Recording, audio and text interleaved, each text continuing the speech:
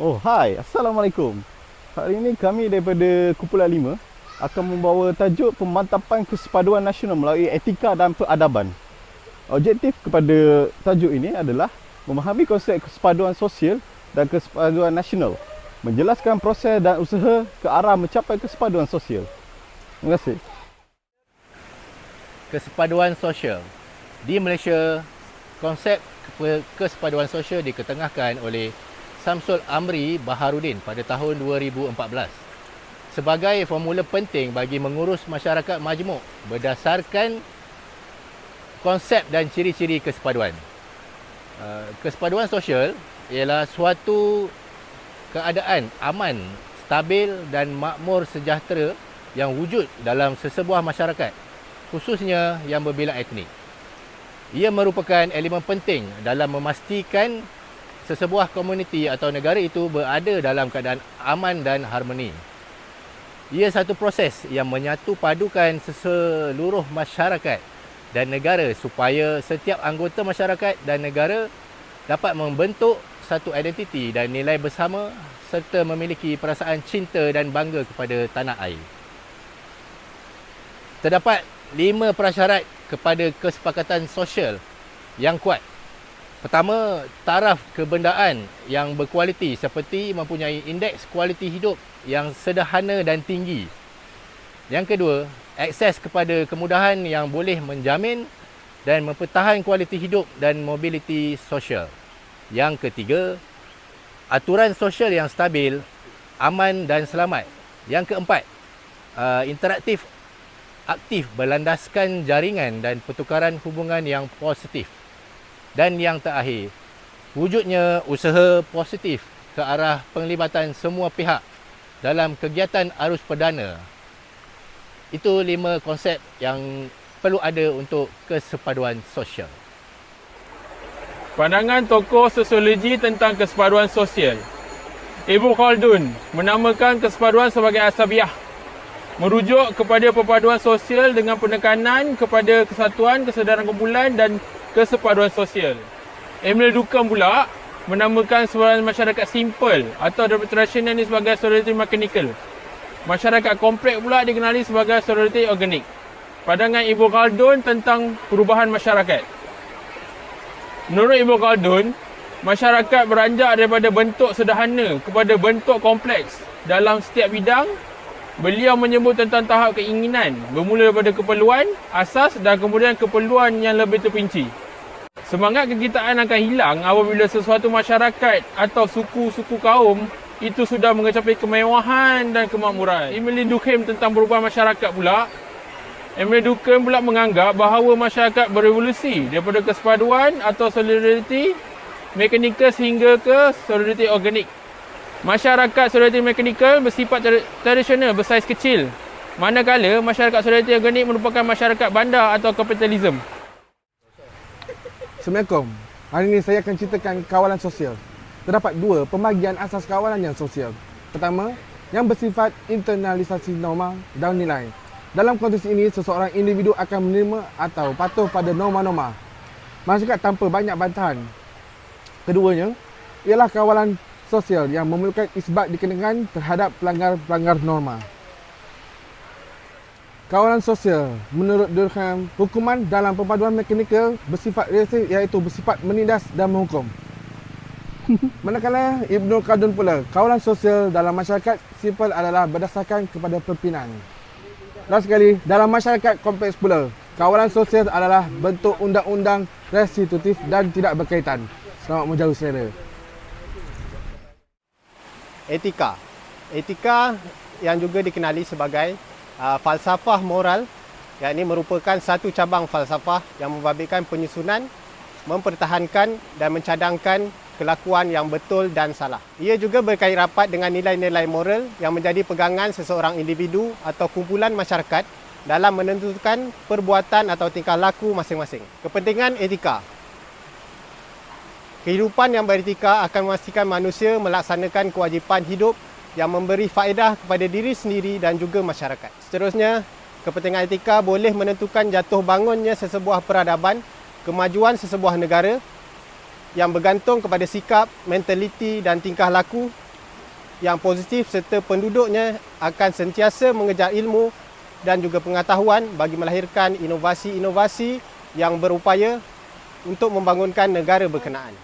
Berupaya untuk memajukan dengan adanya sumber manusia yang berkualiti dengan adanya budaya kerja yang beretika sebagaimana yang berlaku serta di dalam sebuah negara, terutamanya contoh sebagai negara Jepun. Ini menunjukkan bahawa etika dan peradaban yang baik itu adalah penting dalam memajukan sesebuah negara. Okay, peradaban. Menurut Mahathir Abu Hassan and Khatijah Muhammad Hambali, pengertian peradaban seringkali disamakan dengan pengertian tamadun yang merujuk kepada pencapaian dan kemajuan sesebuah bangsa dan masyarakat meliputi aspek rohani dan jasmani. Antara sarjana Muslim terawal yang mengutarakan konsep peradaban atau tamadun ini ialah Abu Nasir Al-Farabi melalui kitabnya Al-Siyasah Al-Madaniyah yang memperkenalkan istilah Al-Madaniyah pada abad ke-11 Masihi. Istilah tamadun yang berasal daripada perkataan Arab, tamadun yang telah lama diterima pakai dalam pembendarahan bahasa Melayu ini sebenarnya dipopularkan oleh Jurji Zaidan pada abad ke-19 Masihi. Terminologi lain yang juga merujuk kepada pengertian peradaban ialah Umran dan Al-Hadarah yang memperkenalkan oleh Ibn Khaldun pada abad ke-14 Masihi. Kesemua istilah yang dibincangkan merujuk kepada satu tujuan yang sama, iaitu pembangunan kota, kehalusan tata susila dan kebudayaan serta kehidupan berteraskan akidah syariah dan akhlak yang mulia. Selain itu, salah satu faktor yang mempengaruhi pembinaan dan kemajuan sesuatu peradaban ialah faktor agama. Terima kasih. Alright. Konflik kesepadan sosial berlaku apabila nilai bersama dalam kalangan masyarakat tidak dapat dihayati dan dikongsi bersama. Contohnya seperti kerusuhan etnik pada 13 Mei 1969. Selepas kerusuhan etnik ini, Malaysia telah menjadikan perpaduan nasional sebagai matlamat utama untuk dicapai, khususnya melalui dasar ekonomi baru yang dilancarkan pada tahun 1971. Pada tahun 1991, Tun Dr. Mahathir telah memperkenalkan wawasan 2020 yang berteraskan konsep bangsa Malaysia, suatu bentuk perpaduan yang dijangka akan dicapai pada tahun 2020. Namun, sehingga tahun 2009, tiada sebarang tanda-tanda jelas di mana perpaduan yang diharap itu telah dicapai. Maka, Datuk Seri Najib Tun Razak pula memperkenalkan konsep satu Malaysia untuk merangsang masyarakat ke arah perpaduan. Biarpun perpaduan yang diimpikan masih belum dicapai dalam tempoh 42 tahun lalu. Namun, kita telah mencapai sesuatu yang signifikan yang menjadikan negara Malaysia sebagai contoh kepada banyak negara di Asia, Afrika dan Amerika Latin.